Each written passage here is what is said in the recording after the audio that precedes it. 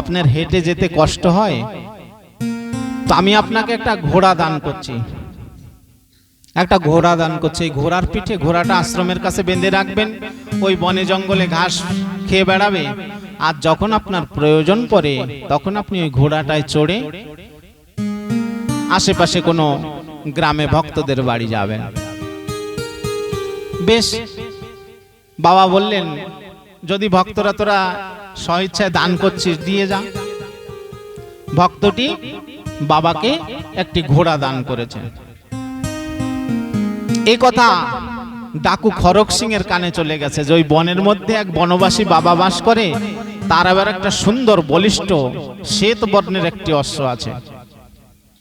খড়গ সিং এর লোভ হয়েছে, আরে বৃদ্ধ বাবা ও আবার ঘোড়া দিয়ে করবে কি? ঘোড়া তো আমাদের মতন মানুষের প্রয়োজন, একসঙ্গে 10-20 গ্রাম দৌড়াবো, একটা দুটো ডাকাতি করতাম, একটা ঘোড়া থাকলে 5-7 বাড়ি ডাকাতি করতে পারবো এক রাত্রের মধ্যে। ঘোড়া তো আমাদের মতন ব্যস্ত লোকের প্রয়োজন, বাবা কি করবে ঘোড়া দিয়ে?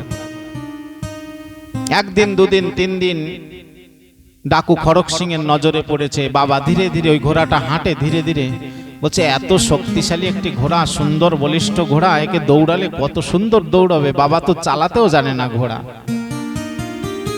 ঘোড়াকে কেমন রাইড করতে হয় আমরা জানিস না, এ বাবা কি জানবে। একদিন বাবা সকালে মন্দিরে ভোগ আদি করে যখন ভক্ত বাড়িতে যাবে, ঘোড়াটায় চড়েছে, চড়ে ধীরে ধীরে ধীরে ধীরে যাচ্ছে। পথমধ্যে দেখছে একটা ছেঁড়া কম্বল মুড়ি দিয়ে এক পথিক পড়ে আছে, কাঁপছে। তো সাধুর স্বভাব, কোন দুস্থ রোগী, কোন দুস্থ মানুষ, অসহায় মানুষকে দেখে সাধু সন্তের স্বভাব কি? সাধু তাই বলছে, শাস্ত্রে কেমন বলছে, সাধু সাজলে সাধু হয় না, সাধু আপনি হয়ে যেতে হয়, যার মনের থেকে সৎ হয়ে গেছে তিনি সাধু, সাধু সাজলে সাধু নয়। তো সাধুর স্বভাব বলছে যে অপরের দুঃখে দুঃখী, অপরের দুঃখ দেখে যে দুঃখী হয়, অপরের কষ্ট দেখে যে সহমর্মী হয়, নীচ দরিদ্র দুস্থ রোগী সুখী দেখে যার হৃদয় বিদীর্ণ হয়, অপরের দুঃখে দাঁড়াতে, কাছে দাঁড়াতে যার ইচ্ছা হয়, অপরের দুঃখে যার প্রাণটি কাঁদে, প্রকৃত তিনি সৎ মানুষ, তিনি সাধু মানুষ। এতদ ভিন্ন খালি বেশভূষা ধারণ করে চটচট চটচট করলেই তিনি সাধু নয়। যে অপরের শোকে দুঃখে যার মন কাঁদছে না, কিসের সাধু সে? লক্ষবার হরিনাম করুক, সে কিসের সাধু যদি অপরের দুঃখে কেউ মন না কাঁদে? যিনি নিঃস্বার্থ না হয়েছে, যিনি অক্রোধী না হয়েছে, যিনি নির্লোভী না হয়েছে, যতক্ষণ পর্যন্ত লোভ তার যায়নি, ভক্তের বাড়ি যাবো, এইটা খাবো, সেইটা খাবো, এইটা খাবো, সেইটা খাবো, লোভ রয়েছে, নিশ্চয়ই সাধু নয়। অর্থাৎ বুদ্ধিজীবী জ্ঞানীর সম্মুখে সাধুকে পরিচয় দিতে হয় না। বুদ্ধিজীবী জ্ঞানী মানুষ সাধু দেখে তিনি আকলন করতে পারে এই মানুষটি সাধু কি নয়। একজন মূর্খ মানুষের সামনে সাধু সেজে সাধু হওয়া যায়, কিন্তু প্রকৃত জ্ঞানী বুদ্ধিমানের সম্মুখে সাধু সেজে সাধু হওয়া যায় না। জ্ঞানী মানুষ সাধুকে তার আচরণে দেখে নেয়। কথায় কথায় রেগে যাচ্ছ, সাধুর পেশ ধরেছ, মনে মনে জ্ঞানী হাসে যে সাধুর সাজ ধরে এসেছে। কথায় কথায় চটচট করে রেগে যাচ্ছে, যাকে তাকে যা না তাই বলছে, অপরের কষ্টে দুঃখের কেউ মনে আঘাত দেবে না, বলছে সাধু কার মনে আঘাত দেবে না। তো আজ যখন এই বাবা যাচ্ছেন ঘোড়ার পিঠে, দেখছে একটি দুস্থ মানুষ একটি কম্বল খুব ছেঁড়া জরাজীর্ণ অবস্থায় একটি রোগী মনে হয় পড়ে রয়েছে। বাবা ঘোড়ার থেকে নেমে বলছে, বাবা কে তুমি? তোমার কি অসুবিধা? তুমি রাস্তায় পড়ে আছো কেন? বলছে, আমাকে একটু জল দেন, আমি খুব দুর্বল রোগী, শরীরে খুব জ্বর, কাঁপছে। বাবা কমণ্ডল থেকে একটু জল পান করিয়েছে, আর বলছে আমার ঘোড়ার পিঠে চড়ো, তোমাকে নিকটবর্তী কোনো গ্রামে কোনো বৈদ্যের কাছে তোমাকে নিয়ে যাব। এই বলে খুব ধরে সাহায্য করে বাবা বলছে তুই আগে ঘোড়ার পিঠে ওঠ, পরে আমি উঠবো। তাকে নিয়ে যাবে বাবা। এই যখনই খুব কষ্টে ধরাধরি করে সেই দুস্থ মানুষটিকে ঘোড়ার পিঠে বাবা ধরে উঠিয়ে দিয়েছে, অমনি সেই ছেঁড়া কম্বলটি যেটি আবৃত হয়েছিল সেই সাধু, সেই রোগী টান দিয়ে ফেলে দিয়ে অট্ট হাসি দিয়েছে। আরে মূর্খ বাবা, আমাকে চিনলে না? আমি এই অঞ্চলের নাম করা ডাকু, আমি সেই খড়ক সিং। তোমার মতন সাধুর কাছে ঘোড়া শোভা পায় না, এত বলিষ্ঠ ঘোড়া আমার মতন লোকের কাছে শোভা পায়। ঘোড়া তোমার কাছ থেকে ছিনতাই করার জন্য, তোমাকে রাস্তায় আটকানোর জন্য আমি রোগীর ভান করে রাস্তায় পড়েছিলাম। বলে সাধুকে ঠেলা দিয়ে সরিয়ে দিয়ে ঘোড়া নিয়ে ছুট দিয়েছে। যখন খড়ক সিং আমি আমার এই ঘোড়ার প্রয়োজন, তোমার থেকে ছিনতাই করে নিয়ে গেলাম বলে ঘোড়া নিয়ে ছুট দিয়েছে। এই সাধু বাবা ডাকছে, শোন খড়ক সিং, শুনে যা, শুনে যা বাবা, শুনে যা, আমার কথাটা তো শোন। তো চিন্তা করছে বৃদ্ধ সাধু আমাকে কি করবে, আমি দৈত্য ডাকু, আমার হাতে রীতিমতন মারণাস্ত্র অস্ত্রপাতি রয়েছে, খালি হাতে সন্ন্যাসী কি করবে। যখনই ঘুরে আসছে বলছে কি বলবেন, আমাকে ডেকেছেন কেন? ঘোড়া ফেরত চাইছেন? ঘোড়া আর পাবেন না আপনি, আপনার মতন সাধুর ঘোড়া শোভা পায় নাকি? বাবাজি করজোর করে বলছে, খড়ক সিং, আমি তোর কাছে ঘোড়া ফিরিয়ে নিতে তোকে ডাকিনি, ঘোড়াটা তুই নিয়ে যা। তবে তোর কাছে আমার একটা অনুরোধ, আমার একটা কথা মানবি? বলছে বলো। ঘোড়াই যখন পেয়ে গেছি, তোমার একটা কথা মানতে কি? বলছে তুই কোনো কারোর কাছে প্রকাশ করবি না যে তুই আমার থেকে ঘোড়া ছিনতাই করে নিয়ে গেছিস, আর আমিও কারোর কাছে বলবো না। তো খড়ক সিং আরো হাসছে, বলছে আমি চুরি করছি এই কথা আমাকে বলতে মানা করছে, আর নিজেও বলবে না, তাহলে তো কেউ জানবেই না আমি ছিনতাই করেছি। ভালো কথা, বেশ। দ্বিতীয় কথা, তুই যখন আমার কাছ থেকে ছিনতাই করেছিস ঘোড়া, তখন যে তুই রোগীর বেশে, অসুস্থ বেশে পথে পড়েছিলি, এই কথাও কেউ কাছে বলবি না। খড়ক সিং বলছে এই কথা বললে কেন? যে আমি অসুস্থ বেশে, রোগী বেশে পড়েছিলাম, এই কথাটি বলবো না কেন? বলছে দেখ খড়ক সিং, তুই তো দস্যুবৃত্তি করিস, সৎ মানবিকতা তোর মধ্যে নেই। এই জগতে যারা সৎ মানবিকতা নিয়ে চলে, তারা রোগী, দুস্থ, অসুস্থ, অসহায় মানুষকে দেখলে সাহায্য করে, সহৃদয় ব্যক্তি যারা। আর তোর এই কথার দ্বারা যদি জগতে প্রচার হয়ে যায় তুই একটি অসুস্থ মানুষ, রোগী মানুষের রূপ ধরে পড়েছিলি, আর এই সাধু তোকে সাহায্য করতে গেছে, এই ছলনা করে তুই ঘোড়াটি হরণ করে নিয়ে গেছিস, আর জগতে কোনো সাধু ব্যক্তি, কোনো সজ্জন ব্যক্তি, কোনো দুঃসহায় মানুষকে সাহায্য করবে না, কোনো রোগী ব্যক্তিকে সাহায্য করবে না, রাস্তায় পড়ে থাকা কোনো অসুস্থ ব্যক্তিকে দেখে কোনো সৎ সুহৃদয় ব্যক্তি, কোনো জ্ঞানী ব্যক্তি, সাধারণ ভালো ব্যক্তি, কোনো ভালো মানুষ কোনো রোগী সুখীকে সাহায্য করবে না। জানিস তোর এই একার জন্য জগতের সমস্ত মানুষের অসুবিধা হবে, আর কোনোদিন কোনো মানুষ, কোনো রোগী সুখী দুস্থ মানুষ রাস্তায় পড়ে থাকলে ভাববে ওই যে। এই বলে যখনই বাবা চুপ করে আছে, খড়ক সিং কিছু দূর ঘোড়ার পিঠে গিয়েছে, যাইতেছে এবং চিন্তা করছে বাবা কি কথা বলল, যে আমি রোগীর বেশ ধরে, অসুস্থ মানুষের বেশ ধরে, একটি ভিক্ষুকের বেশ ধরে, যে দিন অসহায় দরিদ্র মানুষ, রোগী মানুষের বেশ ধরে পড়েছিলাম, এই কথা জানলে জগতে কোনো সৎ মানুষ আর রোগী সুখী দুঃখীদের সাহায্য করবে না। অর্থাৎ এই মানুষটা নিজের ঘোড়া যে আমি ছিনতাই করে নিয়ে গেছি, নিজের সুখের চিন্তা নাই, ইনি সমস্ত জগতের মানুষের সুখ দুঃখের কথা চিন্তা করছে। কত সৎ প্রাণ, কত জগতের মানুষের কথা চিন্তা করে, এ জগতের কল্যাণের কথা চিন্তা করে। এমন মানুষ জগতে বেঁচে থাকা দরকার। এমন মানুষ জগতে ৫-১০ বাড়ি সাধারণ মানুষের ঘরে ঘরে যাওয়ার দরকার। কেন? এই মানুষটার পরশ পেলে আরো সহস্র সহস্র মানুষ মানুষ হবে, আমার মতন খড়ক সিং সৎ মানুষে পরিণত হয়ে যাবে। কত দূর গিয়ে খড়গ সিং ফিরে এসেছে। তো বাবাজি বলছে, তোকে তো আমি ছেড়ে দিলাম, যা ঘোড়া নিয়ে, তুই ফিরে আসলি কেন?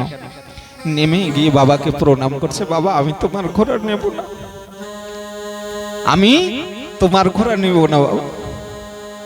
আমার চিন্তাই করার হয় কোন রাজা জমিদারের বাড়ির থেকে চিন্তাই করব, কোন বড় গৃহস্থের বাড়ির থেকে চিন্তাই করব, আমি জীবনে আর কোনোদিন কোন সৎ মানুষের থেকে কোনো চিন্তাই করব না। তোমার ঘোড়া তোমাকে ফিরিয়ে দিলাম বাবা, তোমার মতন সৎ মানুষ দেশে দেশে ঘোরার দরকার। কেন? তোমার মতন সৎ মানুষ গৃহস্থের দুয়ারে গেলে, গৃহস্থের দ্বারে দ্বারে গেলে গৃহস্থের মঙ্গল হবে। বলো রাধে রাধে।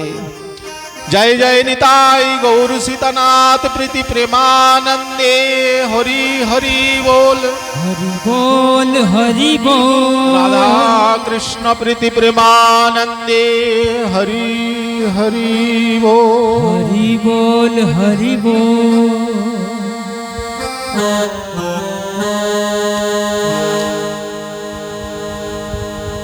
ওগো প্রেমময়, কি দেব তোমায়? ওগো প্রেমময়,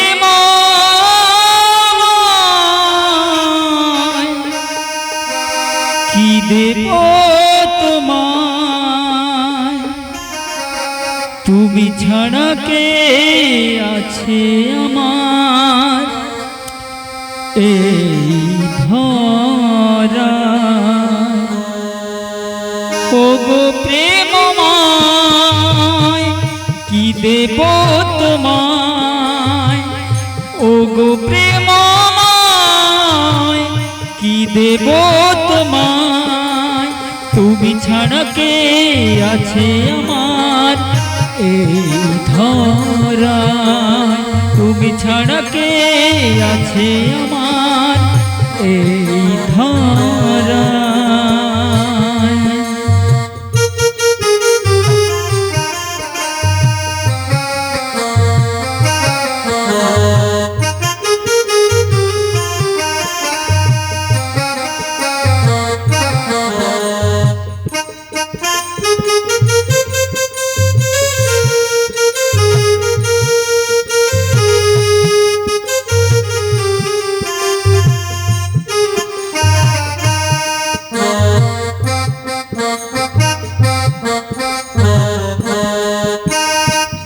সংসার মাঝারে ভুলে থাকি তোমারে, এ কেমন খেলা দয়াময়?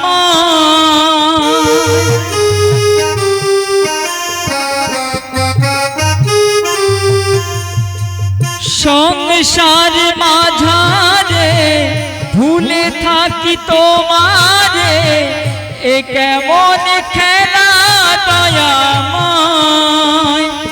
আরে না ভুলায়ো এ ভব ঘরে, আরে না ভুলায়ো এ ভব ঘরে। দেখি যেন তোমায় সর্বময়, ওগো প্রেমময়, কি দেব তোমায়? ওগো প্রেমময়, কি দেব তোমায়? তুমি ছাড়া কে আছে আমার এই ধরায়?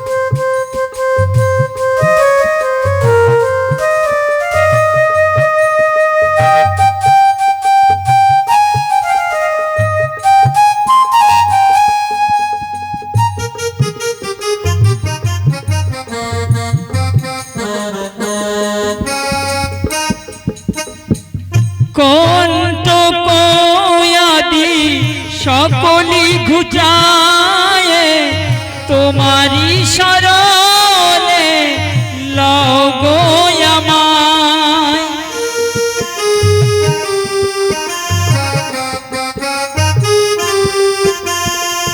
কণ্টক আদি সকলি ঘুচায় তোমারি শরণে লও গো আমায়।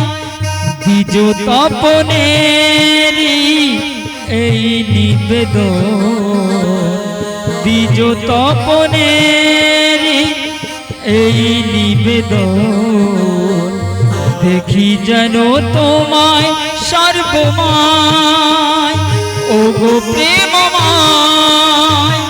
কি দেব তোমায় ও গো প্রেমময়, কি দেব তোমায়। তুমি ছাড়া কে আছে আমার এই ধরায়, তুমি ছাড়া কে আছে আমার এই ধরায়। जय राधे, जय जय श्री राधे, जय जय श्री राधे।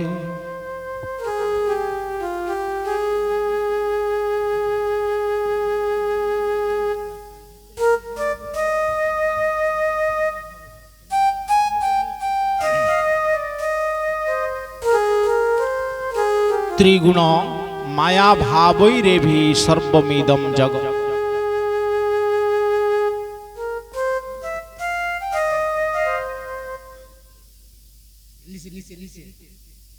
নিচে অন করলে হবে না।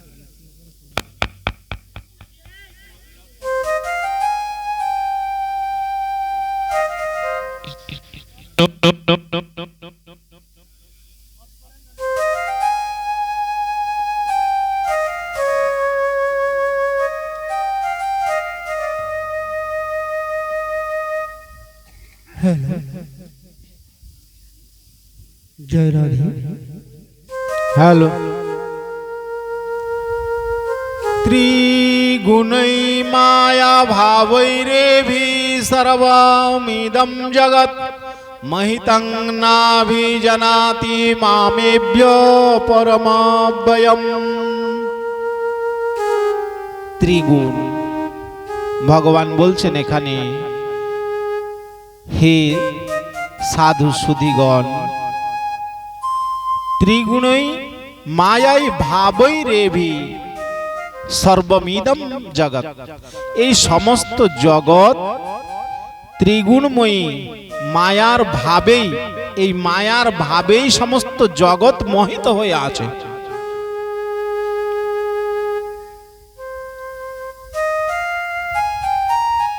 হে সন্তগণ, সন্তগণ জানতে চেয়েছেন ভগবানের কাছে যে আপনাকে সর্বতোভাবে বিজ্ঞান সহিত, বিশেষ জ্ঞান সহিত আপনাকে কেমন ভাবে উত্তম রূপে জানা যায়। তো ভগবান সেখানে কি কথা বলছেন? ত্রিগুণৈ মায়া ভাবৈরেভি সর্বমিদং জগৎ মোহিতং নাভিজানতি মামেভ্য সর্ব পরমব্যয়ম। এই তিনটি গুণের দ্বারা সমস্ত জগৎ মোহিত হয়ে আছে। তিনটি গুণ কি? সত, রজ, তম। এই তিনটি গুণের ভাবের দ্বারাই, তিনটি গুণের ভাবের দ্বারাই সমস্ত জগৎ মোহিত হয়ে আছে। একটি সতগুণ, একটি রজগুণ, একটি তমগুণ। তো বলছে তমগুণের দ্বারা তমাচ্ছন্ন, তমাচ্ছন্ন জগতে পরিপূর্ণ। এই তমগুণ সাধারণ একটু জ্ঞান হলেই, সাধারণ কিঞ্চিত জ্ঞানের পরেই যখন জীব বুঝতে পারে যে তমগুণে পড়ে থাকলে, ওই রাস্তার কাছে পড়ে আছে, নিজের অর্থ ব্যয় করে রাস্তার কাছে পড়ে আছে, ছোট ছোট বালক দেখলেও হাসছে, নিজের স্ত্রী পুত্র কন্যারাও নিন্দামন্দ করছে, তো একটু যদি নিজেকে পরিমার্জন করার চেষ্টা করে যে না, এই তামসিক গুণের থেকে আমার দূরে সরতে হবে, নালে নিজের অর্থ ব্যয় হলো, নিজেও রাস্তার কাছে পড়ে থাকলাম, বাড়িতে যেতে পারলাম না, রাস্তার কাছে ধুলের মধ্যে পড়ে আছে। তো বলছে তমগুণী মোহিত জীব, তো একটু জ্ঞানের স্বাভাবিক, একটু জ্ঞানের দ্বারা নিজেকে নিজে পরিচর্যা করলেই তমগুণকে কাটতে পারে নিজের জ্ঞানের দ্বারা।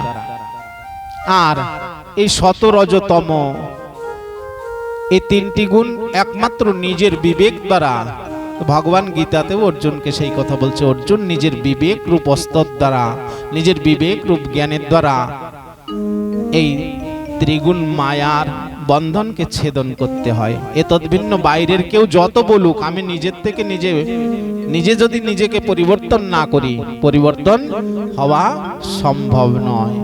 বলছে নিত্য নিত্য ভাগবতে যাচ্ছি, সৎসভায় যাচ্ছি, সাধু সভায় যাচ্ছি, অনুষ্ঠান করছি, ভাগবতে গিয়ে সাধু সন্তের কথা শুনছি, হরিনাম উচ্চারণ করছি, এই যে সৎসভার গণ্ডির থেকে বেরিয়ে গেলে যথা পূর্বং তথা পরং, পূর্বেও যা ছিলাম যখন তখন চটচট করে মিথ্যা কথা বলা, এই ভাগবত আসলাম, সাধুসঙ্গ আসলাম, পরবর্তীতেও তাই থাকলাম, যেখানে সেখানে যা ইচ্ছা তাই ভোজন করলাম। এই যথাপূর্বং যথাপরং এর একটি দৃষ্টান্ত বলছি। একদা মার্কণ্ডেয় মুনি গঙ্গায় ভোরে স্নান করে পিতৃতর্পণ করছে, অঞ্জলি ভরে জল দিচ্ছেন। পিতা স্বর্গ পিতা ধর্ম পিতো হি পরমং তপ পিতুরি পিতিমাপন্নে প্রিয়ন্তে সর্বদেবতা। বলছে অন্য ইষ্টদেব, অন্যান্য দেব দেবতার পূজা অর্চনার আগে আমাদের সনাতন ধর্মে বলছে নিজের পূর্বপুরুষকে আগে জল দিয়ে তাদেরকে প্রণাম করে তাদের আশীর্বাদ নিয়ে তারপরে গুরুর গোবিন্দের কাছে যাওয়া, তাই না? আমাদের সনাতন কৃষ্টিতে গুরু গোবিন্দের কাছে যাওয়ারও আগে মাতা পিতা, আগে মাতা পিতার চরণে প্রণাম। তাই মার্কণ্ডেয় মুনি আজ প্রভাতে ব্রহ্ম মুহূর্তে গঙ্গা স্নান করে অঞ্জলি ভরে জল তর্পণ করছেন। তো জল তর্পণ করছেন যখনই পিতৃপুরুষের উদ্দেশ্যে দিচ্ছে, উপর থেকে একটা চিল, ছোট্ট একটা ইঁদুরের শাবক, ছোট্ট বাচ্চা ইঁদুরের শাবককে ধরে নিয়ে যাচ্ছিল। তো ওই চিলের মুখের থেকে খসে পড়ে গেছে, পড়ছে কোথায় না সেই মার্কণ্ডেয় মুনির কোষের মধ্যে, করের মধ্যে, হস্তকরের মধ্যে। এখন মার্কণ্ডেয় মুনি যখন হাতের উপরে পড়েছে, উপরের থেকে পট করে ধ্যানমগ্ন হয়ে দেখছে আমার হাতের মধ্যে একটি ছোট্ট ইন্দুরের শাবক, মূষকের শাবক ছোট্ট। তো চিন্তা করছে আমি যদি ওকে ফেলে দিই গঙ্গার জলের মধ্যে, মাজা কমর সমান জলে মুনি দাঁড়িয়ে পিতৃতর্পণ করছিল, যদি ছেড়ে দিই ও জলের মধ্যে প্রাণ হারাবে, আর এই প্রাণ হারালে এই প্রাণী হত্যার, এই জীব হত্যার পাপ আমার উপর লাগবে। তাহলে নিশ্চয়ই ঈশ্বরের কোনো কৃপা আছে, নাহলে উপরের থেকে চিল নিয়ে যাচ্ছিল, আমার হাতে পড়বে কেন? জলে পড়তে পারত, আমার হাতে পড়েছে, নিশ্চয়ই গোবিন্দ আমাকে, আমার ঈশ্বর আমাকে দায়িত্ব দিয়েছে একে রক্ষণাবেক্ষণের। সাধুর দেখেন, সাধুর ভাবনা যে একে রক্ষণাবেক্ষণের দায়িত্ব আমাকে উপর থেকেই পারমিশন আছে, নালে আমার হাতে না পড়ে পাশেই তো গঙ্গার জলের মধ্যে পড়তে পারত। উনি ওটাকে নিয়ে আসলেন, এবার কাছে রেখে একটু জল দেয়, ওই আশ্রমে কিছু খেতে দেয়। এখন দেখছে ছোট্ট শাবক, ইঁদুরের শাবক, ওকে কেমন করে যত্ন করবে। ধ্যানে বসছেন, ধ্যানে ঈশ্বরের শরণাগত হয়ে গোবিন্দকে প্রার্থনা করছেন, তার প্রাণেশ্বরকে, হে ঈশ্বর, এই ছোট্ট ইন্দুরের শাবক, মূষক শাবক, একে আমার রক্ষণাবেক্ষণের দায়িত্ব দিয়েছেন, আমার পক্ষে কষ্টসাধ্য হচ্ছে, তো আমাকে যদি একে রক্ষণাবেক্ষণের দায়িত্ব দিয়েছেন, প্রাণ সত্তা আপনি যে কথা বলেছেন গীতায়, বীজাংমাং সর্বভূতানাং, সমস্ত ভূতের মধ্যেই আমি বীজ রূপে বিরাজিত। একটা ওই ছোট্ট ইন্দুরের মধ্যেও যে প্রাণ, আমার মধ্যেও সেই প্রাণ, যদি তাই হয় তাহলে ছোট্ট ইন্দুরের বাচ্চাকে যত্ন করা আমার দ্বারা কষ্ট হচ্ছে, তাহলে আমাকে কৃপা করে এই আশীর্বাদ করুন, এই মূষকের শাবকটা যেন ছোট্ট একটা মেয়েতে পরিণত হয়, মানব শিশু হয়, তাহলে আমি খুব আহ্লাদের সহিত একে লালন পালন করব। তো মার্কণ্ড ঋষিকে দৈববাণী হলো, তথাস্তু তাই হোক। এখন তাকিয়ে দেখছে সেই ইন্দুরের শাবকটি ছোট্ট একটা মেয়েতে পরিণত হয়ে গেছে। যখন মেয়েতে পরিণত হয়ে গেছে, মুনি খুব আনন্দের সহিত লালন পালন করছে। দিনের দিন শশীকলার মতন মেয়েটি বাড়তে বাড়তে 12 বৎসর বয়স হয়ে গেছে। এখন চিন্তা করছে মার্কণ্ড ঋষির মেয়ে, এর পাত্র তো তেমন হওয়ার দরকার। আমি পৃথিবীর শ্রেষ্ঠ শক্তিশালী যে রাজা, তার সঙ্গে এই মেয়েকে বিবাহ দেওয়া। সূর্যদেবের কাছে উপস্থিত হয়েছে মার্কণ্ড মুনি। হে সূর্যদেব, সূর্যদেব করজোড় করে বলছে, মার্কণ্ড মুনি আপনি আমার কাছে? বলছে আমি আমার কন্যাকে আপনার সঙ্গে বিবাহ দিতে চাই,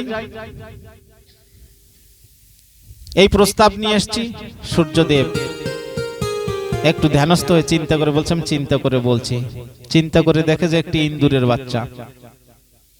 তো সূর্যদেব বলছে, মুনি আপনার কন্যাকে আপনি তো মনস্তাপ করেছিলেন যে পৃথিবীর সব থেকে শক্তিশালী তার কাছে আপনার কন্যাকে বিবাহ দেবেন। বলছে হ্যাঁ, তো আমি পৃথিবীতে সব থেকে শক্তিশালী নই, আমার থেকে একজন শক্তিশালী আছে। বলছে কে? না মেঘরাজ। সে যখন কালো মেঘ হয়ে আসে আমাকে ঢেকে দেয়, পৃথিবী অন্ধকার হয়ে যায় আর আমার তেজের প্রকাশ পায় না। আপনি মেঘরাজের কাছে যান। এখন মার্কণ্ড মুনি মেঘরাজের কাছে এসে উপস্থিত হয়েছে। মেঘরাজ আপনি আমার কন্যাকে বিবাহ করুন। মেঘরাজ বলছে আমার দ্বারা সম্ভব নয়। কেন? না আমার থেকেও শক্তিশালী একজন আছে। বলছে কে? না পবন রাজ। পবন আমাকে উড়িয়ে নিয়ে চলে যায়। যখন আমি খুব কালো মেঘ হয়ে আকাশে দাঁড়াই, পবন যদি ছাড়ে, পবন দেব আমাকে উড়িয়ে নিয়ে চলে যায়। অর্থাৎ আমার থেকেও পবন দেব শক্তিশালী। আপনি পবন দেবের কাছে যান। মার্কণ্ড মুনি সেখান থেকে পবন দেবের কাছে এসেছে। হে পবন দেব। পবন দেব করজোড় করে বলছে, হ্যাঁ মুনিবর বলুন। না আমার কন্যাকে আপনার বিবাহ করতে হবে। তো পবন দেব বলছেন যে আমি তো শক্তিশালী নই, আমার থেকে আরেকজন শক্তিশালী আছে। কে? না বলছে আমি যতই পবন দেই না কেন, এই পৃথিবীতে একমাত্র একজনই স্থির হয়ে বসে থাকে, তাকে আমি উড়াতে পারি না। কে? বলছে পর্বতরাজ। পর্বতরাজকে আমি উড়িয়ে নিয়ে যেতে পারি না। একখান থেকে একখানে সারা পৃথিবী লয় প্রলয় হয়ে যায়, কিন্তু পর্বতরাজ যেখানে আছে সেখানেই থাকে, তাকে উড়িয়ে নিয়ে যেতে পারি না। অর্থাৎ আমার থেকে শক্তিশালী পর্বতরাজ। আপনি পর্বতরাজের কাছে যান। মার্কণ্ড মুনি এসে উপস্থিত হয়েছে পর্বতরাজের কাছে। হে পর্বতরাজ, আপনি আমার কন্যাকে গ্রহণ করুন।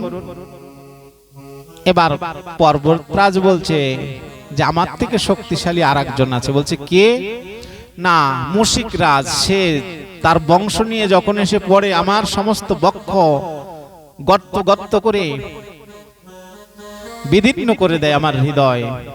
যে যেখানে পারে সেখান থেকে বড় বড় গর্ত করে আমার থেকে, শরীরের থেকে বড় বড় পাথর খসিয়ে ফেলে দেয়। অর্থাৎ মুশিকরাজ আমার থেকে শক্তিশালী। এখন মার্কণ্ড মুনি মুশিকরাজের কাছে এসেছে। হে মুশিকরাজ, আপনি আমার কন্যাকে গ্রহণ করুন। এখন মুশিকরাজ বলছে আমি তো মূষক, আপনার কন্যা কত বিরাট বড় একটি কন্যা, আমার গর্তের মধ্যে থাকবে কি করে? আমি যে ওকে বিবাহ করব? তো মার্কণ্ড মুনি বলছে ওতে চিন্তা নেই। আমি আবার কন্যার মাথায় হাত দিয়ে বলছে যথা পূর্বং তথা পরং পুনর্মূষিক ভবঃ। তুমি আবার মূষিকে পরিণত হয়ে যাও। এই সেই মার্কণ্ড মুনির কন্যা আবার সেই ছোট্ট একটি ইঁদুরে পরিণত হয়ে গেছে। সেই মুশিক রাজের সঙ্গে বিবাহ দিয়েছেন। তো এই হচ্ছে যথা পূর্বং তথা পরং। তো আমরা যতই ভাগবতে যে যাই, যতই নামযজ্ঞে যাই, যতই সাধু সঙ্গে যাই না কেন, যদি সেখান থেকে গিয়ে সৎ কিছু না শিখি, সৎ কিছু নিজের জীবনে পরিবর্তন না হয়, তো ওই পূর্বে মুশিকের মতন যথাপূর্বং তথা পরং, যে আগেও ছিলাম যেমন এই ভাগবত থেকে গিয়েও তেমন, সাতসঙ্গে গিয়েও তেমন, সাধুগুরু বৈষ্ণবের সঙ্গ নিলাম, ওই ততটুক সময় সাজাসাজি সাধু সেজে থাকলাম, আবার বাড়িতে যাওয়ার মতন পরে যে যা পূর্বে ছিলাম তাই আছে, তাহলে জীবনে কোনো পরিবর্তন হবে না।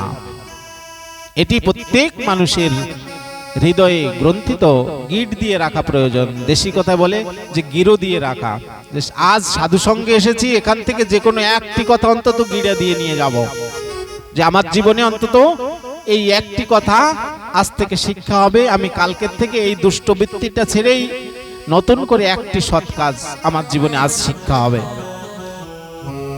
এইভাবে যদি মনে প্রতিজ্ঞার সহিত প্রত্যেক দিন আমরা সৎসঙ্গে, বছরে অন্তত 5টা 10টা দিনও সাধু সঙ্গে যাই, যে আজ সাধু সঙ্গে গিয়েছি, সাধুর বাজারে গিয়েছি, এখান থেকে একটি কথা অন্তত শিক্ষা করব, জীবনে ধারণ করার চেষ্টা করব।